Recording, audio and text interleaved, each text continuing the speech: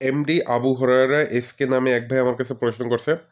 আসসালামু আলাইকুম। ওয়ালাইকুম আসসালাম বড় ভাই, আমি আপনার ভিডিও দেখি। ভাই, আমার কাছে 25 লক্ষ টাকা আছে। আমি একজন মালয়েশিয়া প্রবাসী, দোকানপাট বাদে ভাই ভালো একটা ব্যবসায়িক আইডিয়া দিবেন। আমার উপরে আমার ফ্যামিলি চলে। অসংখ্য ধন্যবাদ আবু হুরায়রা ভাই। তো ভাইকে আমি আশা করি 25 লক্ষ টাকা দোকানপাট বাদে 3টি ব্যবসায়িক আইডিয়া দেব। আর এই 3টি ব্যবসায়িক আইডিয়া যারা দেখছেন তাদের জন্য কাজে আসবে। আর নাম্বার 1 যে ব্যবসায়িক আইডিয়াটি দেবো সেটায় প্রায় আপনি দৈনিক 10,000 টাকা আয় করতে পারবেন। মোটামুটি কাদায় সব খরচ বাদ দিয়ে আপনার 8,000 টাকার মতো টিকবে হয়তোবা। 8,000 না হোক, 7,000 টাকা ঠিকুক আপনার 25 লক্ষ টাকা ইনভেস্টের মধ্যে।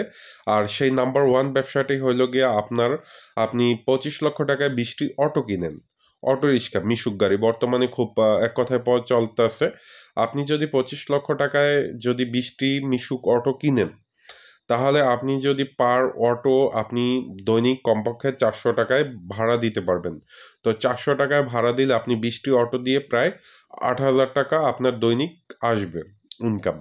তো 8,000 টাকা আসলে সেখান থেকে চার্জের খরচ বাদ দিয়ে ধরেন আপনার 6,000 টাকার ব্যবসা রইল। তো আপনি 1,80,000 থেকে 2 লক্ষ টাকা অনায়াসে ইনকাম করতে পারবেন এই অটো ভাড়া দিয়ে। তবে হ্যাঁ, এই ব্যবসাটিতে প্রচুর পরিমাণ রিস্ক। তবে যদি আপনার কপালে লাগে, তাহলে আপনি এটা দিয়ে অনেক বড় কিছু হইতে পারবেন। কারণ মাসে কমপক্ষে 1.5 লাখ টাকা যদি আপনার প্রফিট থাকে, এভারেজ বছরে ভালো একটা টাকা আপনার প্রফিট আসবে। আর যখন 1 বছর বয়স হয়ে যাবে অটোগুলো, তখন আপনি ধরেন প্রত্যেকটা অটো যদি আপনার 1.5 লাখ টাকা করে কেনা থাকে, তাহলে হয়তোবা আপনি 10,000 টাকা কমে 1,40,000-এ বিক্রি করতে পারবেন। আর সাধারণত যে বাংলাদেশি বা চায়না যে অটোগুলা থাকে, সেই অটোগুলা কিন্তু আপনি দেখা গেল 1 বছর অনায়াসে কোনো প্রবলেম ছাড়াই সার্ভিস দেয়। অনেকেই বলে যে অটোর ব্যবসা ভালো না, কিন্তু আমি মনে করি অটোর ব্যবসা খুবই ভালো। এক কথায় বলতে গেলে ইভেন আমি নিজেও শুরু করছি। 2টি অটো আছে আমার বর্তমানে। আমি দুটি প্রায় আমি 1,20,000 টাকা 2,40,000 টাকায় 2টি অটো কিনছি। আমি দৈনিক 300-600 টাকা আমার প্রফিট থাকতেছে। আর নতুন অটোতে 1 বছরের মধ্যে সাধারণত আপনার প্রবলেম দেয় না, দেখা দেয় না। আর যদি রাস্তাঘাটে অ্যাক্সিডেন্ট করে, সেটা আসলে আপনার তকদির। এটা মানে বলা যাবে না যে এটা আহ, কি হয়। তো আপনি অটো কিনে ভাড়া দিয়ে দিতে পারেন। এখানে শুধুমাত্র সন্ধ্যার সময় আপনাকে মানে টাইম দিয়ে তাদের কাছ থেকে ভাড়াটা আদায় করতে হবে।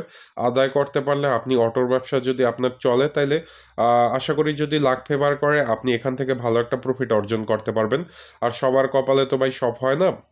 তবে আপনার ভাগ্যে থাকলে আপনি এখান থেকে হিউজ কিছু করতে পারবেন। আমার এলাকারই একটি লোকের প্রায় 100 অটো, সে 10টা অটো দিয়ে শুরু করে বর্তমানে 100 অটোর মালিক। আল্লাহ রহমতে সে খুবই ভালো আছে এক কথায় বলতে গেলে। তো আশা করি আবু হুরায়রা ভাই আপনি উপকৃত হবেন। আর দ্বিতীয় নম্বর যে ব্যবসায়িক আইডিয়াটি দেবো সেটা হলো গিয়ে আপনি একটি মাছের ঘের দিতে পারেন দোকানপাট ছাড়া, যেহেতু ফ্যামিলির লোকজনও সেখানে চালাইতে পারবে। সকাল বিকাল মাছের খাবার যদি দিতে পারেন, তাহলে অনায়াসে আপনি চালাতে পারবেন। মাছের খাবারে মোটামুটি কাদায় লাভজনক। লাভজনক এক কথায় বলতে গেলে অনেক তরুণ যদি আপনি সঠিক পদ্ধতিতে করতে পারেন, তাহলে আপনি 6 মাস পর বা 6 মাস পর যদি মাছ বিক্রি করতে পারেন, আশা করি আল্লাহর রহমতে ভালো প্রফিট করতে পারবেন। আর তৃতীয় নাম্বার যে ব্যবসায়িক আইডিটি দেবো সেটাও দোকানপাট ছাড়া আপনি একটি ছাগলের খামার করতে পারেন। তো অবশ্যই ছাগলের কিন্তু অনেক রোগবালাই আছে, সেটা সম্পর্কে আপনাকে সচেতন থাকতে হবে এবং আপনাকে একজন লোক রেখে দিতে হবে, বা আপনার পরিবারের যদি কেউ এই সংক্রান্ত বিষয়ে অভিজ্ঞতা থাকে, তাহলে আপনার জন্য খুব হেল্পফুল হবে। তো আশা করি দোকানপাট ছাড়া এই 3টি বিজনেস যদি আপনি করতে পারেন, আশা করি আপনি ভালোভাবে চলতে পারবেন এবং এটা দিয়ে অনেক দূর আগাই যেতে পারবেন। ভালো থাকবেন। আর যদি এছাড়াও অন্য কারো প্রশ্ন থাকে, আমাকে কমেন্ট করে জানাতে পারেন। আমি ইনশাল্লাহ উত্তর দেওয়ার চেষ্টা করব। ভালো থাকবেন। আল্লাহ হাফেজ।